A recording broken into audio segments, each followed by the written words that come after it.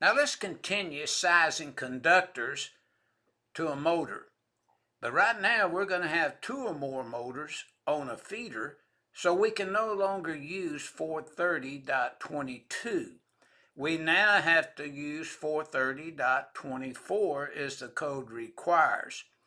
Now again, we can reference table 220.3 on page 74, and where two or more motors are on a feeder, we are referenced over to 430.24 from our table 220.3, so we know always when we want to pick up a percentage times a load to determine the size of the conductors, we would reference our table 220.3.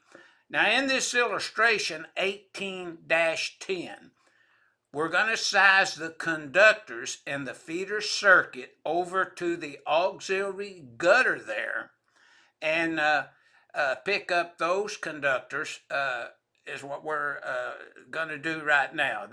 This is the calculation we want to do.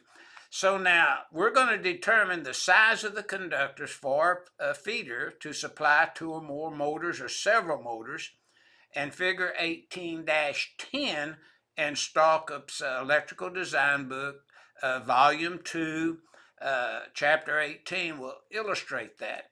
Now notice in step 1, finding THW copper conductors from the 75-degree column in table 310.16 on page 161 of the NEC. First of all, we look at 430.6A1, and it refers us to our table 430.250 to select all the elements that make up the motor circuit except the overloads, which we would select from our nameplate in accordance with 430.6A2 of the code. Now notice the 40 horsepower, the full load current rating's 52 amps, the 50 horse 65, the 60 horse 77, in accordance with table 430.250, based upon the voltage of the motor, the phases of the motor, and the horsepower of the motor. Now, step 2, we're told in 430.24, take 125% of the largest motor, which is the 60 horse, it's 77 amps. 125% of that total gives us 96.25, as you see in step 2 in the illustration. Adding the 65 and the 52 remaining motors to that total, we come up with 213.25. We've applied the golden rule in step 3.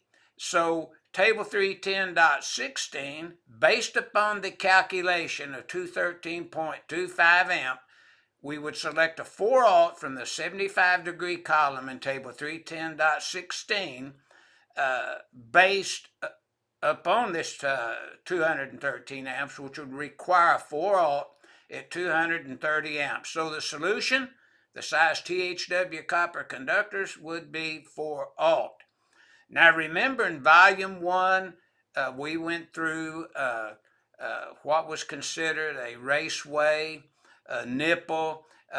We looked at what is considered an auxiliary gutter or wireway, defined those, and went through them in detail for you.